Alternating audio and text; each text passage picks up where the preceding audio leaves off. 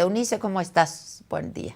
Hola, ¿cómo estás? Buen día. Pues ya comenzó lo que de alguna manera esperábamos, pero teníamos esperanza de que no ocurriera, ¿no, Eunice? Efectivamente, vemos a un Donald Trump que ya lo conocemos, pero sí creo que viene con más experiencia de gobierno y eso se nota en la forma en la que regresó. También creo que tiene un equipo mucho más radical que la primera vez, particularmente con el tema de México, los migrantes, el tema de seguridad, el denominar a los grupos del crimen como terroristas desde el primer día de gobierno. Creo que también tiene que ver con el propio Marco Rubio y con otros de los miembros del gabinete de Donald Trump. También vemos, creo yo, un Donald Trump con más fuerza en el poder legislativo. De hecho, no es casualidad, Adela, que la primera semana, además de las acciones ejecutivas y todo lo que ha estado pasando, también se aprobara una ley que justamente contribuye a endurecer las medidas migratorias, amplía los delitos que ameritan detención y una eventual deportación, es decir, ya no hay una prioridad. Incluso la propia vocera de la Casa Blanca decía pues que el estar de manera indocumentada en Estados Unidos es un delito en ese país y con eso ya son Sí, delincuentes. Entonces, justo eso dijo Eunice, dijo, son criminales desde el momento que están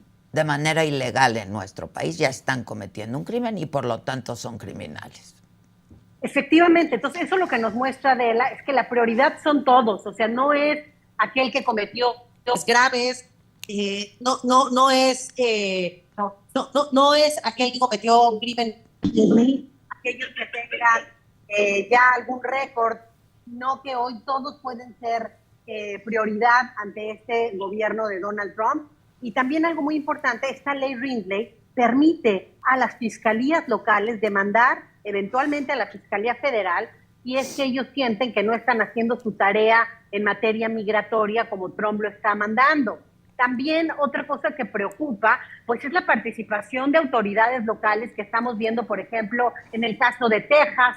También, quizá no en cantidad, Adela, es decir, no sé si Donald Trump va a lograr cumplir con 1 millón de migrantes deportados al año. Eso yo lo sigo viendo complicado, pero lo que sí está logrando es generar ese miedo. Hoy ya la comunidad tiene miedo, espacios que estaban llenos de personas, muchas de ellas migrantes indocumentados, tanto a nivel laboral como social, hoy se encuentran vacíos. Ya hemos visto detenciones, más de 3,000 personas en solo 4 días. Entonces, lo que sí quiere es dar un mensaje, quiere generar miedo, quiere generar incertidumbre. Varias de estas acciones ejecutivas de Donald Trump van a ser imputadas, van a ser peleadas en cortes federales, como ya está sucediendo con el tema de la ciudadanía, que va en contra de la 14ª enmienda y que claramente pues es inconstitucional. Esa ya fue demandada, ya fue bloqueada por un juez federal.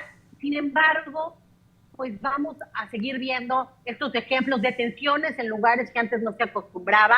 Algo muy importante con Donald Trump es el perfil de la persona deportada. Biden y Obama deportaron a muchos también, incluso Obama más que Trump, Sí. Biden muy similar. Sin embargo, la diferencia radica en el perfil. Donald Trump, durante su mandato, aumentaron 40% las detenciones y deportaciones de personas tierra adentro.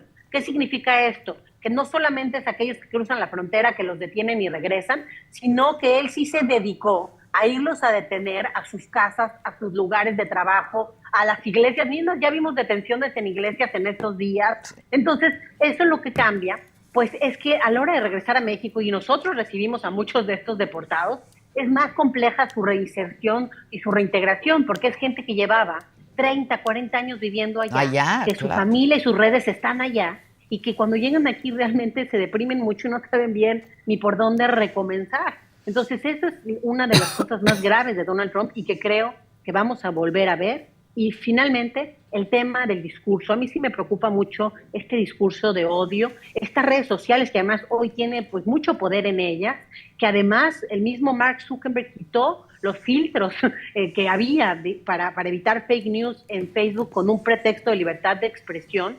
Creo que todo esto puede ayudar a que se disemine más, se difunda este mensaje de odio de Donald Trump, que la gente se crea que realmente los migrantes los afectan y son el problema de Estados Unidos. La directora de Homeland el día de ayer los llamaba basura. Entonces, realmente sí estamos viendo un discurso peor que la primera vez, y ya la primera vez, Adela, crecieron 20% los crímenes de odio en contra de personas migrantes. Entonces, no sé qué nos vamos a esperar esta segunda ocasión, pero yo sí creo que hay que tomarlo con cautela. Yo coincido contigo, que está bien que la presidenta no se esté peleando todos los días, porque Sí, con claro. Donald Trump eso es realmente una cosa sin fin, pero lo que sí es muy importante, que México tenga gente capaz en el tema migratorio, en el tema económico y en los temas de la relación bilateral y de seguridad para negociar, pues ahora sí que lo mejor para México. Yo creo que nos van a obligar a recibir a migrantes de otros países, a quedarnos con muchos de los que antes iban hacia Estados Unidos. Por eso también hoy la Comar está pues tan saturada, porque pues mucha gente dijo, mejor me quedo en México que entrarle a Estados Unidos con todas estas amenazas. Y por otro lado, pues que los solicitantes de refugio en Estados Unidos, pues al parecer nuevamente van a esperar del lado mexicano, y esto es un reto mayor para nuestro país. Entonces, ojalá que sea, al menos con una negociación de recursos de por medio, porque la vez pasada hablamos, como que siento que el gobierno mexicano estaba en una postura muy digna de no somos tercer país seguro en la realidad, pero sí lo somos de facto, y sin ningún acuerdo de por medio de recursos o de colaboración, y creo que eso sí debe cambiar. No, y las imágenes ya empezaron a ser brutales otra vez, ¿no? Decías, van por ellos a las escuelas, a las iglesias, a sus propias casas, los sacan de sus casas, Eunice. Efectivamente, nosotros ya en Agenda Migrante, algunos de los miembros de la red nos han reportado pues que ya ha habido detenciones. Además, otra cosa, Adela, Donald Trump está empezando a las detenciones en lugares santuarios, en estos estados Sí, que son claro. demócratas, que además pues tienen más protección los migrantes. Entonces, ahí es donde el propio Tom Homan, el titular del ICE, de esta policía migratoria, pues ha prometido operativos más duros, porque justo sabe que ahí pueden estar más protegidos los migrantes. Entonces, pues sí se vuelve una cacería realmente, y la gente pues tiene mucha inquietud, mucha incertidumbre, y eso pues no ayuda en nada a nadie, o sea, ni a la dinámica en Estados Unidos, ni a los propios empleadores, porque hay gente que no ha ido a trabajar con el miedo de que lo detengan en el camino. Entonces, esto puede tener también un efecto y digamos, una afectación a nivel económico, porque no hay que olvidar que la comunidad migrante también mantiene activo Estados Unidos y su economía. Los migrantes mexicanos solitos aportan el 8% del PIB, y eso, bueno, sin poner a las demás nacionalidades. Entonces, yo creo que esta primera etapa de Donald Trump, estas primeras semanas, realmente están siendo muy duras. Ojalá que México tenga realmente a la gente y el equipo para que esto pues no sea tan fuerte como se ve que está viniendo, que haya un programa, y esto es muy importante, Adela, que no solo se dedique a recibir a los migrantes, porque decía la secretaria de Gobernación, este programa de México te abraza, Sí. ella lo mencionó como un programa de recepción, y yo creo que ahí hay que cambiar las palabras, el discurso y el enfoque. El enfoque tiene que ser de reintegración, que incluya la recepción, pero el tema va a estar en cómo reintegramos a estas personas que son de diferentes perfiles. No es lo mismo el que cruza y lo detienen, al que lleva 40 años allá, el que tiene redes de apoyo acá que el que no, el que certificó habilidades que el que no, en fin. Entonces requiere la documentación incluso de identidad, mucha gente no la trae, se requiere apoyo emocional. Los migrantes que deportan los regresan amarrados con cadenas de pies y de manos, y eso representa también un reto a nivel emocional muy importante. Se requiere también un trabajo con las escuelas, los niños que vienen, que no hablan español, les hacen mucho bullying. Se requiere también con el sector privado generar las oportunidades y la conexión entre la oferta y la demanda. Con la SEP, por ejemplo, la certificación de habilidades que adquirieron en Estados Unidos, empezando por el inglés, eso puede ayudar a su inserción laboral más efectiva. En fin, se requieren muchas cosas, pero sobre todo se requiere entender que no basta con una política de recepción, con darles 2,000 pesos para que regresen a su casa y tener un albergue. Se requiere verdaderamente trabajar en procesos que les permitan a la gente volver a estar bien en México, y entender que muchas veces esto no va a ser en su lugar de origen porque huyeron por alguna razón, y desafortunadamente cada vez más la razón es la violencia y el riesgo a perder la vida, y la gente no quiere regresar ahí. Sí, fíjate que no sé si tú has visto las noticias, ¿no? De pues sí, las cadenas de televisión, de los medios tradicionales, pero también mucho en redes sociales. Y es muy preocupante, a pesar de que hoy dijo la presidenta que hay un gran apoyo a nuestros paisanos allá por parte de mucha gente, pero también es bien preocupante, ¿no? Que la gente está diciendo, sí son criminales porque están de manera ilegal en nuestro país, ¿no? Eso por un lado. Por otro lado, defendiendo que Trump pues tiene un mandato, quizá no del tamaño que él lo vende, pero un mandato de los votantes. Y eso se antoja también como muy preocupante, ¿no? Yo creo que eso es lo más preocupante, Adela. Más allá si va a cumplir o no sus promesas, lo que ya es una realidad es que su mensaje como presidente y además con esta difusión, repito, y alianza que tiene con redes sociales, pues al final del día su mensaje sí conecta con aquellos, por ejemplo, con aquellos que ya eran racistas y xenófobos. Pero la diferencia de él es que hoy esas personas se sienten con el derecho de ser xenófobo y racista y actuar en consecuencia, atacar a un migrante, ser grosero, decir cosas, en fin. Entonces todo esto genera una dinámica social muy perversa, no solo para los migrantes que no tienen documentos, también para los migrantes que viven ahí tienen documentos, porque finalmente tienen un fenotipo, ¿no? Y entonces Claro. eso puede hacer que otros los ataquen. Esto ya pasó la primera vez y creo que va a volver a pasar con más fuerza. Y yo creo que esto que dices es muy importante. Algunos migrantes nos buscaban estos días que dijeron, escuchamos que el gobierno mexicano anunció este apoyo en asesoría y defensa legal, que los consulados se iban a vertir, digamos, en alianzas para poder ayudar, pero algunos no saben bien cómo conectar, dónde están esos abogados. Creo que es bien importante que los consulados, además de ese apoyo, tengan conexión con las redes que están a nivel territorial, con organizaciones de a pie, que son los en quien los migrantes confían, para que puedan conectar este apoyo y que este apoyo no solamente sea asesoría, sino que de verdad también incluya una eventual defensa o algunos precios especiales para que la gente pueda pues acceder a los mismos, que sepan, que los guíen también, porque ahorita también uno de los problemas es que hay notarios y abogados falsos que les venden pues espejitos y pues la gente cae ante el miedo y ante la desesperación. Entonces todo este apoyo hoy se requiere del gobierno, de las asociaciones de defensa de derechos civiles, de la sociedad misma, social, de la sociedad civil misma, para que la gente pues pueda ahora sí que entender mejor qué es lo que hay que hacer, sepa defenderse. Muy importante que en las detenciones ellos no den información, sepan que tienen derecho a hablar con un abogado, que tienen derecho a permanecer callados, porque luego los migrantes dicen algunas cosas que pueden afectar también su caso. Entonces, hoy todos estos consejos son relevantes. Aquel que maneja, pues que no lo haga sin una licencia, que realmente cualquier falta administrativa hoy puede ser un pretexto para el gobierno y la administración de Donald Trump. Entonces, no les demos ese pretexto y cuidemos ahora sí que más que nunca todos los detalles de nuestro actuar.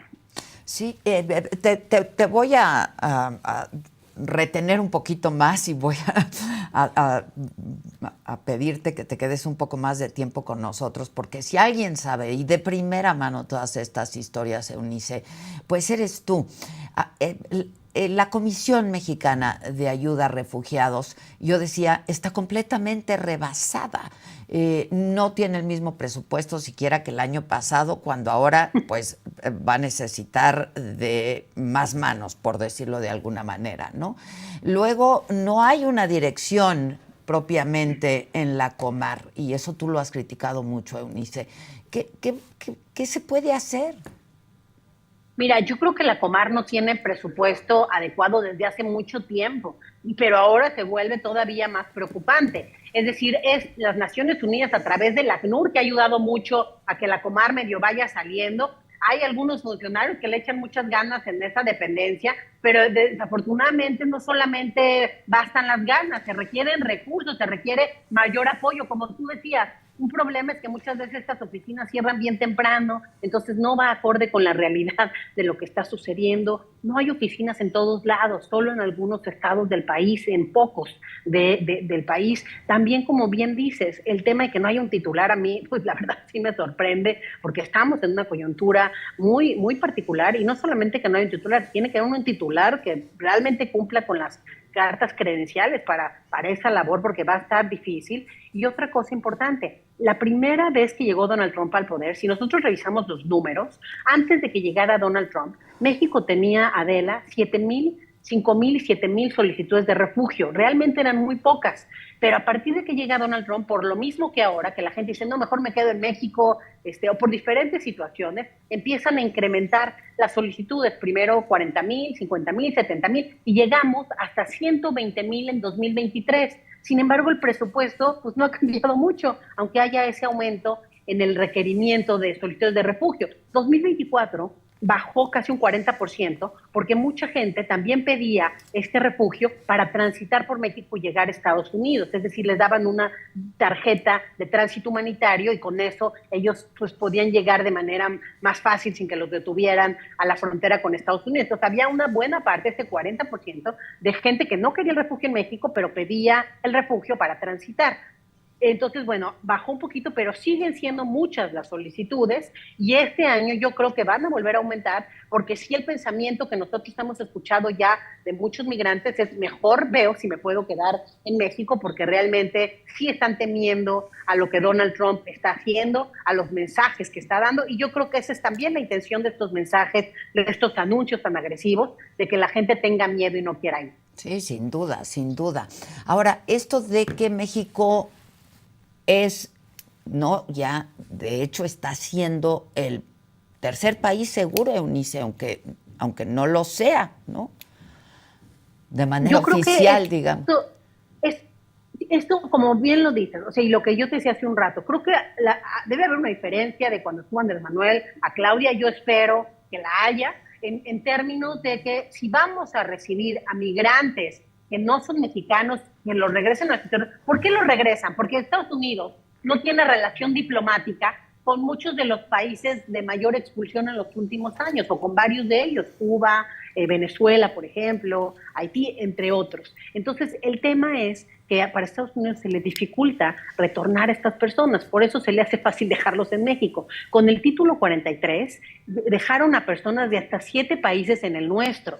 Entonces, y eso pues sí con un acuerdo con México de hacerlo, pero sin ningún beneficio para nuestro país. Yo creo que si vamos a aceptar eso, o la misma política de quédate en México que anunció Donald Trump desde el día 1 sin haber hablado con México, que nosotros tenemos que tener a los solicitantes de refugio en Estados Unidos del lado mexicano.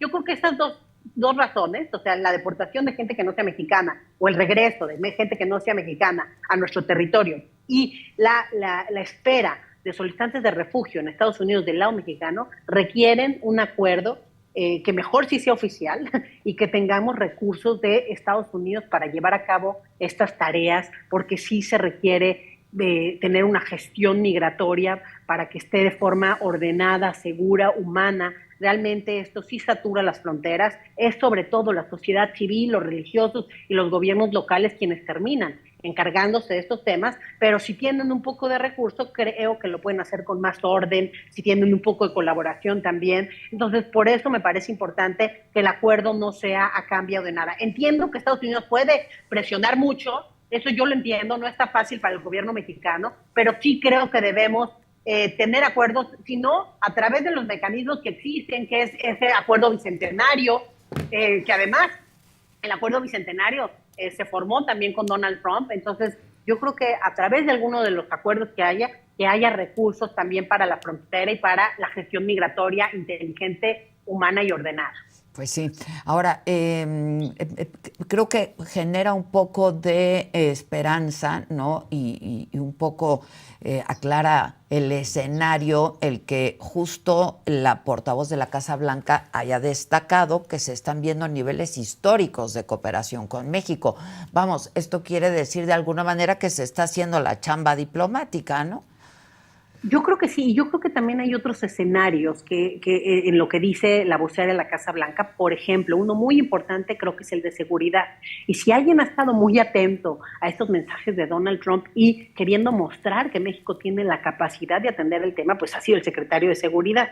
Yo creo que ha dado mensajes fuertes en decomisos, en detenciones, en acciones que no se hacían. Incluso hay un comparativo muy interesante que saca México Evalúa hace algunas semanas, en donde se ve los primeros meses de Andrés Manuel nivel comparados con los de Claudia en términos de la estrategia de seguridad. Y bueno, ahí vemos justamente esta diferencia. Y yo creo que eso es un mensaje de Harfush a Donald Trump y a su gobierno. Y eso también abre las puertas para una mejor cooperación. El hecho de que el embajador que nombraron para México también sea experto en inteligencia, creo que puede ser una oportunidad también de conexión con el secretario de Seguridad, con las prioridades que él ha marcado.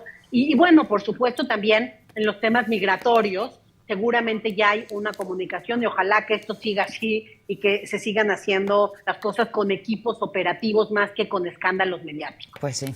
Finalmente te pregunto, ¿qué están haciendo ustedes en Agenda Migrante y cómo pueden ayudar a los paisanos? ¿Cómo pueden acudir a ustedes, Eunice? Pues nosotros, sobre todo en Estados Unidos, tenemos muy activa nuestra red de apoyo con abogados, de asesoría legal, ahí especialmente con algunos, por ejemplo, Moreno Lo, que es una de las abogadas que más nos ayuda, pues ella ha estado sacando muchas cápsulas, mucha información que hemos difundido también a través de nuestras redes para saber qué hacer en caso de una detención, con quién se pueden apoyar. También es importante en este momento hacerle saber a la comunidad, según el estado en el que esté, cuáles son los abogados oficiales ahí que realmente no los van a engañar, ¿no? También otra cosa importante, hemos estado trabajando con el Instituto Nacional de Migración para afinar algunas de las políticas, por ejemplo, en el tema de las estaciones migratorias, que también hay una recepción mucho más humana,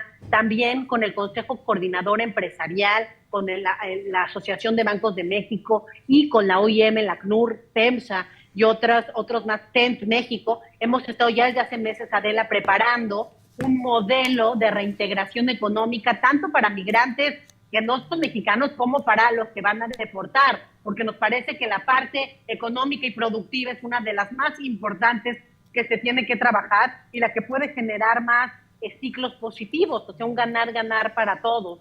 Si logramos que se inserten y que aporten, pues esto creo que puede ser muy benéfico. Entonces, en eso es en lo que más hemos estado trabajando, por supuesto, en un modelo para el retorno de nuestros migrantes mexicanos y con legisladores también trabajando en algunos temas que hacen falta. Pues como siempre, muchas gracias por la labor que hacen y gracias por atendernos esta mañana, Eunice. Estaremos en contacto. Muchas gracias a ti. Hasta luego. Gracias. Buen día.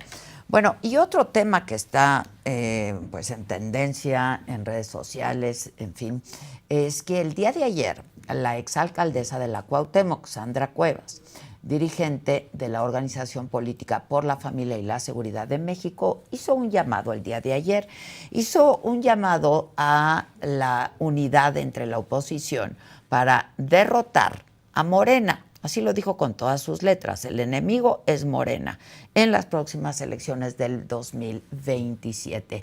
Y dijo que debido a los tiempos actuales, crear nuevos partidos políticos no es ya opción y abrió una convocatoria para reclutar a los mejores perfiles. Dijo que podrían competir en los próximos comicios, en las próximas elecciones que son en el 2027, las intermedias. Además, respondió sobre algunas acusaciones en su contra sobre un desfalco en la alcaldía que encabezó y reveló detalles